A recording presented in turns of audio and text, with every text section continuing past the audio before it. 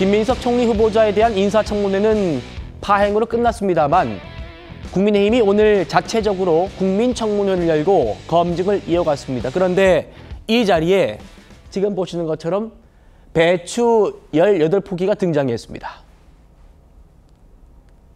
그 이틀에 걸쳐서 김민석 후보가 이 배추, 제가 정말 배추 여기 왔으면 안 된다고 그랬는데 이 배추, 그죠?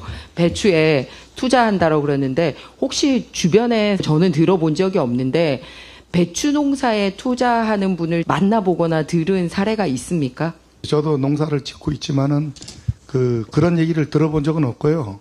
계약 재배라 그래갖고 이제 얼마 이렇게 하는 경우는 있는데 투자를 해갖고 돈을 다달이 얼마를 받고 하는 거는 사실 있을 수가 없는 이야기를 하기 때문에 제가 이 자리에 앉아 있는 것 같습니다. 2억 원을 투자를 해서 약 3년에 걸쳐서 매달 450만 원을 받고 그리고 또 그 투자한 돈도 돌려받았다라고 하시더라고요. 그래서 이게 가능한 일입니까? 사실 돈 들어오는 날은 수확하는 날 딱 하루고 좀 지대가 얕은 지역에서는 본가을 하면은 이틀이겠죠. 이 배추라는 게 있잖아요.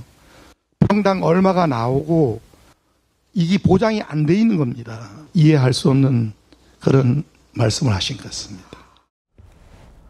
설주환 변호사님. 자, 지금 이 국민의힘 자체 국민청문회에 김민석 후보자 청문회입니다. 배추가 18포기 등장했습니다. 그리고 실제로 농사 짓고 계신 농민들도 나왔어요. 어떻게 좀 보셨습니까?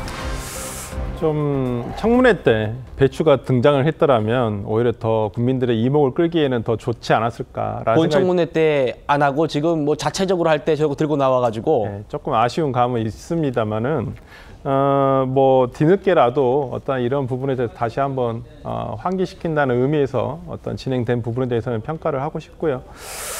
다만 뭐 김민석 총리 후보자에 대한 어떤 뭐 청문회를 우리가 이틀 동안 봤지만은 어떤 거 하나도 해소됐다, 명쾌하게 해소됐다라고 저는 생각 드는 부분은 하나도 없었거든요. 특히나 가장 오히려 청문회가 끝나고 난 다음에 제일 정말 찝찝한 부분이 남았던 건 저 배추 450만 원 어떤 그 내용이었는데, 글쎄요, 이 부분은 450만 원 이미 정치자금법 위반으로 판결까지 난 부분인데 이 부분을 가지고 이제 와서 뭐 본인은 정당했다라고 얘기하는 부분이 이해될 수 없는 부분이었고요. 특히나 뭐 투자의 규모라든지 그다음에 배추 농사를 지었을 때 나는 수익이라는 것이 뭐 우리가 평균적으로 상식적으로 알만한 내용이지만 매달 450만 원씩 받는다는 것은 그 배추 농사를 얼마나 투자를 했다라는 것인데 그것도 2억 투자하신 거잖아요. 그런 부분에 대해서 월 450만 원이면 정말 재테크의 정말 귀재다라는 생각이 들 정도이기 때문에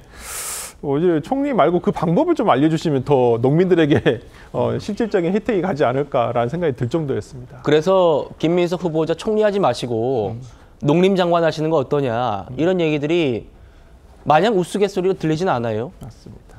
최 의원님, 2억 넣어가지고 매달 450만 원씩 2년 동안 이자를 받더니 27%, 연 27%의 이자를 꼬박꼬박 받았다는 거 아닙니까? 지금 이런 의혹들이 정리가 안 된 상태인데 김민석 후보자 총리 후보자 청문회 끝나버렸습니다. 뒤늦게 저 배추 들고 나왔어요, 국민의힘이. 어떻게 보십니까? 국민의힘으로서는요, 김민석 총리 후보자의 임명을 막을 도리가 없어요. 국회에서 워낙 민주당과 민주당 주변 정당의 압도적 의석이 있기 때문에 사실 표결에 붙이는 시점도 결국은 민주당이 결정하지 않겠습니까? 그렇게 되면 이제 막을 방법이 없으니까 이걸 막을 수 있는 방법은 결국 여론이다 이렇게 생각을 하는 것 같고, 그 방편의 일환으로 이제 국민청문회라는 걸 지금 열어서 배추 갖다 놓고 뭐 농업인도 초청하고 뭐 이렇게 해서 이제 이른바 여론전을 전개하는 거죠. 예. 국민의힘으로서는 뭐 효과적인 방법이 저런 정도밖에 없는 것 아닌가라는 생각이 들고요. 그래서 결국 저 국민청문회가 이제 뭐 오늘 내일 이제 보도가 될 테니까 그에 대한 이 일반 국민들의 생각이 어떨 것인가 뭐 하는 걸로 일단 여론을 좀 반전시켜 보겠다, 이게 국민의힘의 의도로 보입니다. 예. 그러나 이제 민주당이 그럼에도 불구하고 우리는 그냥 밀어붙이겠다라고 한다면 또 다른 방법은 없는 거예요. 그래서 국민의힘이 이제 국회에서 현재 저걸 저지할 방법이 없는 데에 대한 대안으로 정치적 퍼포먼스를 하고 있는 것이다.